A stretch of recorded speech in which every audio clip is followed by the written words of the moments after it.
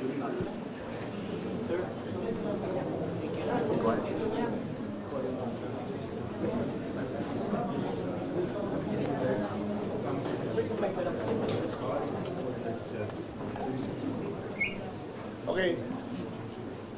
Magandang hapon po sa inyo lahat. Ayon po sa warrant of arrest issued ng 5th Division. At nakalagay po dito ay People of the Philippines versus Senator Jose Jinggoy Estrada et al. Accused by virtue of a warrant of arrest case number E-SB26-CRM-006 for plunder under RA 7080. The following are enjoined to arrest: Chief of Police, San Juan City, Provincial Director, Regional Director, NBI, the Director, NBI, NCRPO, and Chief PNP, and the CIDG.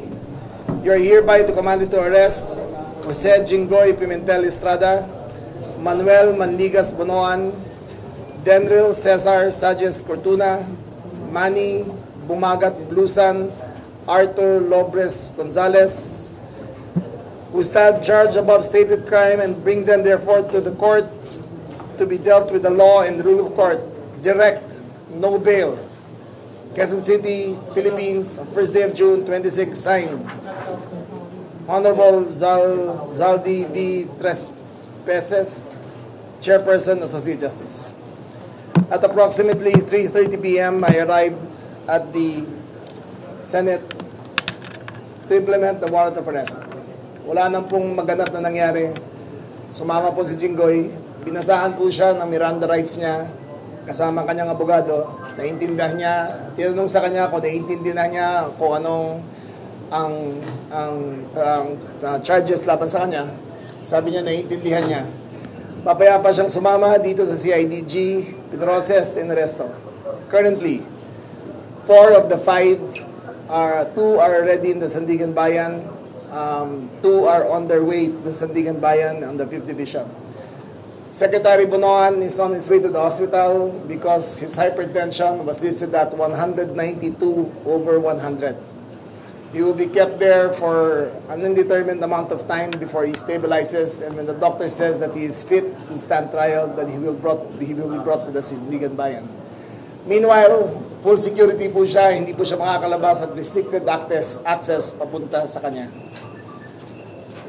Senator Jinggoy cooperated fully together with the other accused. They were found to be in good health and are now on their way to face the courts. Questions? Sir, nakunan kayo ni Sen. SP Alan Cayetano na parang medyo nagtatalo pa kayo. Was he requesting for you not to arrest him? No. The question was whether yung separation of the executive and the judiciary and the legislative. Sabi niya, even at the time of Salonga, he protected Enrile.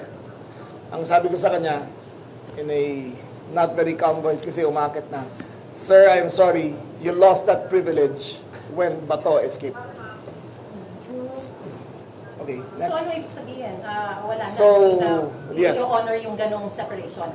We will inform them, we will give them the courtesy, but if there's an arrest to be made, we will make the arrest. So just for clarification, ang tamang term is you went there to arrest him, you served the warrant, so it means he was arrested, or did he surrender? We arrested him. I went there personally together with the CIDG. He was read his Miranda rights, and from there he was brought here to Krami to be processed. How about the 4 others? Did they personally surrender? Secretary Bonoan went here. The one from DPWH, I forgot his name. He was here, voluntary surrendered. All 4? The 2 others voluntary surrendered to the Sandigan Bayan. Okay. Sir, nasa taas pa ba si Senator Jinggoy at Umalis na siya as of 5 minutes ago. Papunta na sila sa Sandigan. Ano specifically ang ginawa sa kanila sa booking procedure? Can you just walk There us is through? he started with the fingerprint, then he went through the mugshot, then he went through the medical clearance. Tinapos muna silang tatlo.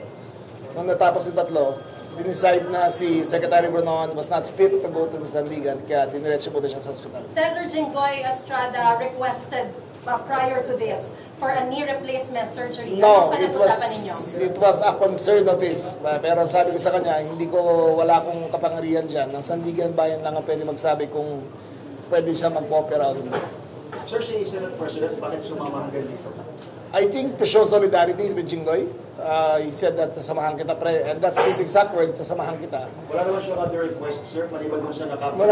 Wala naman. Sir, si Bunoan, sa hospital po, dito po ba sa... Hindi ko alam eh, sasabi ko kung saan, kung saan yung PNPH, yes. Dito sa hospital ng I think so. PNP? Dito ba ako sa medical? Dito rin. Hospital arrest. Is that considered hospital arrest? Hospital arrest, but he has not been indicted. So, iintayin natin yung indictment niya before he's formally charged. So, he is arrested, but he is not remanded by the court to go to the hospital. It was our decision kasi nga, imminent na yung stroke niya at 192. So, ito sa decision na dalhin muna siya ron bago siya i-transport papunta ng Sandigan. Sec, assurance natin na walang special treatment po kay Senator Jinggoy. Wala talaga. Same as the others who have been co-accused. Depende kung saan sasabihin ng Sandigan, they will be dealt fairly, equally. No special privileges. You have no idea where exactly they will be committed at this point? Sandigan is the only authority to say that. Pero hindi po sir sa yung CJ kung saan nakakulong yung mga ibang akusado for... Again, Sandigan is the only authority na pwede magsabi kung saan. Sexy, Secretary Baroan, hanggang kailan po maka-hospital arrest? Depende sa doktor niya yan, but there is a baseline for good health. Kasi nakalagay doon, condition of reasonable health. So pag bumaba yung mag-stabilize ang blood pressure niya, dadali na siya, mag-return of warrant na kami sa 50 Sir, vision. ma-explain lang po ba ito siya kino-consider na arrest sa halip na surrender? Which is No, the he is narrative arrested of but not yet indicted. Sir, but why it's not called surrender? Kasi yun yung narrative ng Jinggoy. Hindi, surrendered siya rito. Surrender siya Okay, dito. And he then- surrendered siya. He's already in the custody of the police, but he has not been formally charged in front of the judge. No, but you Sir, arrested him. Sir, was He it- surrendered again. Okay, he surrendered. He was read his rights. Okay, but he is not yet in the custody of the court. He's in the custody of the police. So kasi may process yan, di ba? So, haharap muna siya sa judge, sa Sandigan. Then they will say guilty or not guilty. And then after that, the process Yes, but the begins. fact that you went there personally to serve the warrant Are we is wait. serving the warrant of Are we arrest. talking about Jinggoy or? Yes, Jinggoy. I was talking about Secretary Punoan eh. Di ba? Jinggoy ang sinasabi niya.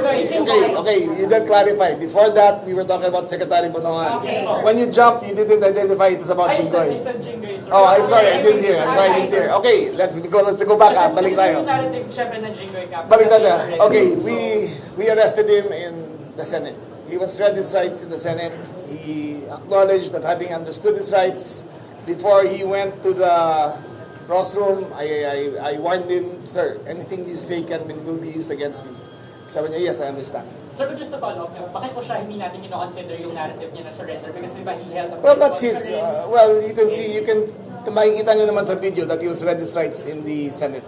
Sir, So that technically constitutes an arrest. So sir, it's correct to say na bago po siya humarap sa press con at sinabi niya na nag-surrender siya, He was he's surrendered. already arrested. Yes, Okay. he was read his rights. Reaction niyo doon sa sinasabi na parang atat na atat kayong ihulihin sila, isa-isahin sila. There is no right or wrong here. The actual warrant arrived to my possession at 2:45. At by 3:15, I was in the Senate. There is no right or wrong answer in this. As soon as I got the warrant, I acted on it. Sir, yung konting miscommunication or altercation sa Senate kanina with Senate President, hindi ba natin tinitignan yun, sir, na tangkang obstruction of justice? Hindi naman. He was explaining his side that this never happened before. But my side was that nung nakawala si Bato, you lost that privilege already of having protected custody. Paano niya tinake yun, sir, yung statement mo? We were fine. Magkasama kami rin sa taas. We were talking afterwards and he understood. Sir, ba't niya sinasabi yun? Di ba ang sinabi naman niya talaga from the very beginning, if it's a local court that will issue the arrest warrant, susundin nila. Yes. Bakit may ganun? He was insisting that nobody could be arrested inside the Senate. He was requesting that he be brought out of the Senate first. But this is beyond 6 years that we're talking about. Exactly. And I said, I'm sorry, sir. There is no, we do not, you lost that privilege when Senator Bato escaped. We will arrest him now on the spot. Was it only because of the escape of Bato or because there's also a 6-year rule na if it's beyond 6 years? Both. Usually meron kasing Senate and executive respect for the leadership. Usually lalabas muna yan eh. But tama na, di ba? Tama na. There's no more hiding behind the curtains of the Senate. Sir, So, sir, sir, moving forward- pinayagan niyo ba na mag-press con siya? Dahil It's within his rights. I warned him. I did warn him. I told him, whatever you say can be used against you. And he said he understands. So So, now that you're saying na that they lost that right after Senator Bato escaped, are you saying that he has It's also not a right. hand It's not a in right. the escape of Senator it's not a Bato? right. It's a privilege. Or Okay, is it, it's a it's a privilege? privilege. So It's a whether privilege. it's a privilege or No, not, I are am you not saying that he implying. has a hand on the I am same? not implying anything other than Senator Bato escaped and that we revoked that privilege of separation in terms of arrest. That we can arrest anybody inside the Senate building if necessary. Sir, would that be a precedent sa mga susunod na lawmakers na ma-arrest? If it is necessary, we will always do what is necessary according to the bounds of law. Remember, there is no such law as you cannot arrest anyone inside the Senate. It is There's no such law. it's a privilege granted to the legislative. So for the first time, Because of courtesy? because of courtesy, it is a courtesy. But there is no such law which prevents us from arresting anyone in the Senate. So even if it's not beyond 6 years? I there's no think such what law? is, let me get this straight and you can research it for me, but I think what is not allowed is if they are in session. Okay. But after Sir, session, walang content na, sir. Walang content na po. yes, all five are accounted for. Sir, may Thank you, entertain. Last two questions from the media. Sir, possibility po ba na dito siya mag-stay? Kasi yung court po hanggang... It's up to the Sandigan Bayan. It's up It's a to, possibility. You're welcome here, sir. we have no, the Sandigan Bayan determines where he'll be incarcerated. Pero ready ba ang custodial facility? The custodial Ready ba siya? facility is barely livable. But meaning puro daga, Wala na bang So, wala, nakasave? sir. Wala. it is about to be demolished because for to build a new facility. So Wala na nagsastay doon ngayon? I'm not familiar kung may PNP chief? Sir, wala na nagsastay doon sa ano? Meron yata konti na lang yung mga Chinese na nahuli namin dati sa kidnapping. Sir, bago kayo maghiwalay ni Senator Jinggoy, ano yung last message niyo po sa inyo? Sabi niya, salamat pa rin. Yun lang. And then there was a slight altercation between me and the daughter. She gave me the dirty finger and cursed at me. I said, it's okay. I understand you're emotional. Sino pong daughter? I don't know which one. I don't know. But I said it was nothing personal. Nag-emotion lahat. Okay, thank you very much. Thank you. Thank you. Please request for the mug shots and other No, photos, not yet, please. not yet. Why? We will release it on time. In the process, they took the pictures 5 minutes ago, so we can't release that. Thank you very much. Thank you very much. And that concludes our press briefing. Good afternoon. Sir, kailangan ko yung picture, please.